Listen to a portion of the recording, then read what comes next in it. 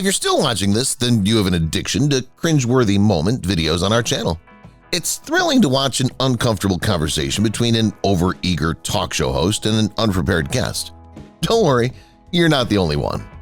More of the most famous and cringeworthy moments in the history of late-night talk shows. It's hard to watch and even harder to turn away. These are famous moments, like when Conan O'Brien laughed hysterically at Jennifer Garner's bad language, or when David Letterman unintentionally made Jay Leno his future foe. Visit our channel to see more videos like these that'll make you laugh and be shocked at the same moment. Jay Leno and Jimmy Kimmel. There's been a long-running feud between Jimmy Kimmel and Jay Leno. Jay Leno stoked the fire by saying that Jimmy Kimmel has a mean streak, and that's why he's in third place in the polls. Ouch! The fight began with a Jay Leno show. Jimmy Kimmel made fun of Leno nonstop on an episode of The Jimmy Kimmel Show. Leno told Today that he had never had a problem with Kimmel. The fight was over in 2017. Leno called Kimmel's baby to wish him luck before his open-heart surgery. We think everything works out in the end. Shirley MacLaine. Shirley MacLaine, the famous actor, came to visit David Letterman, but he didn't like it, and by the end of the talk, neither did she. She was there to see a new movie called Madame Suzaka. At first, the host, whom Cher had called the A-word in 1986, was over the top. He kept asking MacLaine about her ideas and views about past lives. She didn't wish to talk about it. She finally said out loud that Cher was right to call him the A-word. After that, things got worse. "Oh darn, we're out of time," was the usual way for him to end it. Lady Gaga. When Lady Gaga does an interview, no one knows what to expect. She was dressed as Batgirl this time. A bat mask and knee-high boots with spikes were part of the outfit. A leather bra was worn under a black leather jacket. "Pick it up in stores," the talk show queen who knows how to work the media said about Born This Way. Letterman didn't even blink when she told him about the New York City underground music scene where she used to do a variety show in a bikini. "If you take your clothes off, it's amazing what'll happen." He was happy and enjoyed her show. Justin Timberlake. If you didn't already know, Jimmy Fallon and Justin Timberlake are best friends. The bond between them is one of the cutest among celebrities. On The Tonight Show, Timberlake and Fallon do a sketch that looks like it came from SNL. When the friends dress up as 13-year-olds at summer camp, they stay up all night talking and get in trouble with the camp boss.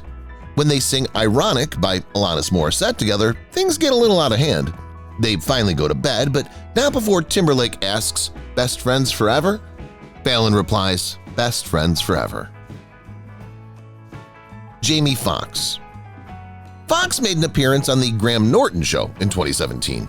He did a great stand-up show while sitting on the red couch with Kristen Wiig, Judi Dench, and Steve Carell. As he talks about how hard it is to date at age 49, he talks about being outside of an LA club. Car full of young women who are crazy about the actor scream, "Oh my God, it's Jamie Foxx!" Fox smiles and asks, "What's up?" They go to school with his daughter, it turns out. He was a DJ at a club another time, and 3 women in their 20s found out he was 49. He said they behaved as if he had told them he was dying. Aziz Ansari. In the past 10 years, Parks and Recreation star Aziz Ansari has been through a lot. We say it ourselves, a lot of ups and downs. Here he went on The Late Show and was very blunt when he said that CBS was racist. Besides that, he said Stephen Colbert is the billionth white guy on TV. Colbert was shocked and shook in his chair as if he was worried that CBS was knocking on his door. Aziz joked that someone would be fired for misquoting the title of his book while he was still stressed.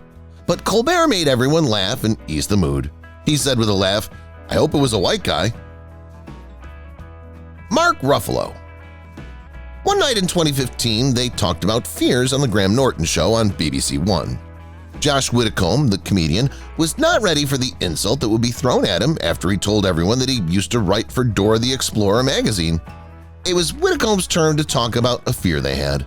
His words began to sound like he was going to choose flying. Then Mark Ruffalo rudely said Widdicombe might be afraid of girls younger than 12 years old. The actor felt bad about what he did and walked off the stage in shame after trying to say sorry to Widdicombe with a gentlemanly handshake. Sophia Vergara. It's very creepy for Sophia Vergara to be in the hot spot next to Conan. In 2014, she went to see Conan O'Brien. As soon as she sat down, the talk show host made her feel bad. With the creepiest voice he could muster, Conan says, "I love you." Sophia says, "Don't be creepy," but it's clear that she's upset. It gets more creepy as the conversation goes on.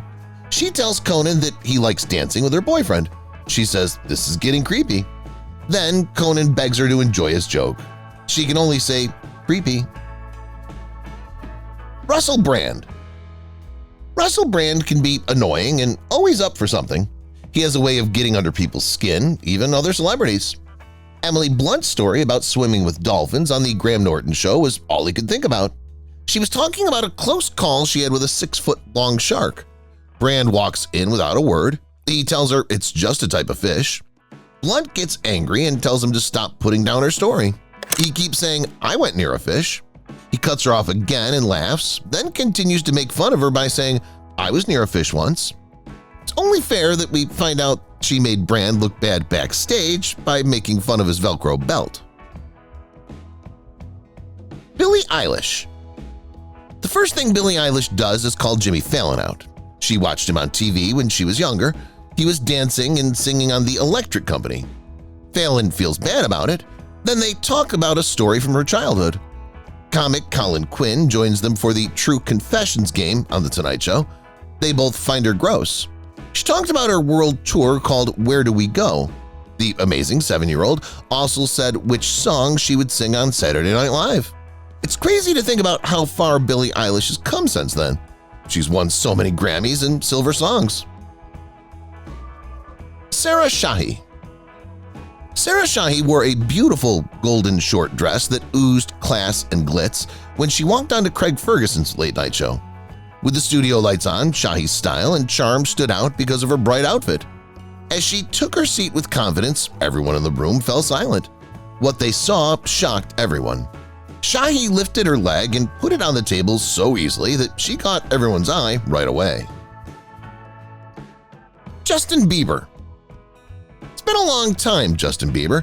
Justin only had 2 tattoos. The second one was still getting better.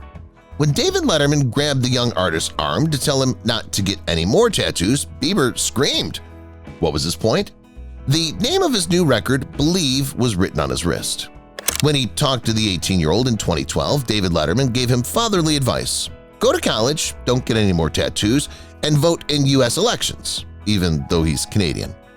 We saw that he never paid attention to Uncle David. You can still do something, though. It's never too late for this young man. Chris Pratt. Once, when Chris Pratt went on the Graham Norton show, the host couldn't help but ask him about one thing: getting naked. The actor, who was there to promote Guardians of the Galaxy, started telling his naked stories right away. Pratt has always liked shocking people by taking off his clothes, especially when he was a kid, and often got in trouble for it. Because he pulled the joke to get a good shot of a scene on Parks and Rec, he could no longer flash. NBC says he should not do that ever again, even put the letter in a frame. Will Smith. Graham Norton gives mics to Will Smith and his son Jaden Smith, and they start rapping. After lighting up the Graham Norton show, Smith doesn't stop. Oh no, it turned out that the star from Men in Black also brought his DJ, Jazzy Jeff, to the show. He then does a rap called The Fresh Prince of Bel-Air with Jaden. Heather Graham, a friend, is moving and rocking at the same time. The biggest surprise for Will Smith is when Alfonso Ribeiro jumps on stage and does his famous Carlton dance. Norton even jumps on stage to join the dance fun. Everyone had a great time. Drew Barrymore. Drew Barrymore recently said that her act on David Letterman's show in 1995 was a taboo moment that she did learn from. She was 20 years old and had worked in show business for more than 10 years. She said it was fun, so she didn't feel bad about it, but here's what happened. Letterman says yes when Barrymore asks him if she can table dance for him. Some jazz music was played by Paul Schaefer. She gives him a quick flash and then goes back to her seat just as the dance on the desk finishes. In his heart, Letterman said, "I can't thank you enough for that." Robin Williams. Robin Williams was great in every interview he did. He was on point with David Letterman in 1998. He was asked by Letterman about his friendship with President Bill Clinton. which was a very funny conversation. Williams was there to promote Good Will Hunting, and he talked about the movie sweetly. It was clear that he loved working on it. I got this great script, agreed to do it, and then all of a sudden I meet Ben Affleck and Matt Damon on the set. Williams joked that he'd asked to see their ID and made sure they had their dad's permission. Nicole Kidman. In 2015, Nicole Kidman went on The Tonight Show to see Jimmy Fallon. They had a date in 2002, which was the last time they saw each other. Yeah, you heard that right. Fallon was set up on a date with the big-name star. She went to Fallon's house with a friend they both had. The two of them were on a break at the same time. It was also something Fallon didn't know. He had no idea it was a real date. She told him she wasn't interested because he avoided her and played video games instead. Then she thought maybe Fallon didn't like women. Jimmy felt so bad about himself that he left his show for a short time. Emma Watson. For Emma Watson, the most awkward thing that ever happened on late-night TV was in 2012 on Jimmy Fallon's show. Along with him at the desk, she spoke up and said nice things about the Halloween candy thing. The Halloween candy thing is a skit done by late-night show fans who recorded their kids' emotions when they told them their parents had eaten all their candy. It was both very funny and very mean, and Jay Leno made fun of it for being cruel, but Watson seemed to enjoy it. Unfortunately, that bit was shown on Jimmy Kimmel's show, and Watson was humiliated as he faced Jimmy Fallon. Jay Leno. Beginning in 1978 and ending in 1980, David Letterman would sometimes be a guest host on The Tonight Show. Letterman got his show in 1982 called Late Night with David Letterman. In a strange turn of events, Letterman had Jay Leno, who would later host The Tonight Show, as a guest. At the time, Leno was a regular on the stand-up comic scene. He was also slowly getting smaller parts in movies and TV shows. When Carson left in 1992, fans thought Letterman would be the next person to host The Tonight Show, but surprise, Leno got the job and did it until 2009. Errol Flynn. Flynn was one of Hollywood's biggest stars in the 1930s. A lot of female stars like Carole Lombard, Lupe Villex, and Marlene Dietrich were linked to him personally when he was at the top of his game. It was nothing new for the star from The Adventures of Robin Hood to promote movies on a lot of popular late-night talk shows. When this picture was taken, Steve Allen had just left The Tonight Show and Jack Parr was in the middle of his 5th year on the show. A lot more types of people would appear on the show as guests during this time. Elvis Presley. Steve Allen, who used to host The Tonight Show, came back to guest host the show in 1961. The King of Rock and Roll was invited to the show. After just getting out of service, Elvis Presley came back on stage to perform his hit song Hound Dog. Elvis was thrilled to be back on stage and entertaining people again. While he was in the Army, Presley had to step away from the spotlight, which made him more famous in a strange way. Fans were thrilled when he came back after being away, and he eventually became bigger than ever. But this picture shows Elvis at his best. Englebert Humperdink. It's not often that a singer has 3 #1 songs in the same year, but 1976 was a great year for Englebert Humperdink. His 3 hit songs ruled the music charts in both the UK and North America. At this point, he was the talk of the town. It was said that Humperdink's record was the most played jukebox record of the year. Of course, with fame comes promotion, and Humperdink went on a lot of talk shows like The Tonight Show and The Dean Martin Show. Johnny Carson couldn't get enough of him. Joan Crawford. When Johnny Carson became the 3rd host of The Tonight Show on October 1st, 1962, he took over the interview desk. Carson had the biggest names in Hollywood for over 30 years. He had Joan Crawford as his special guest on his very first night.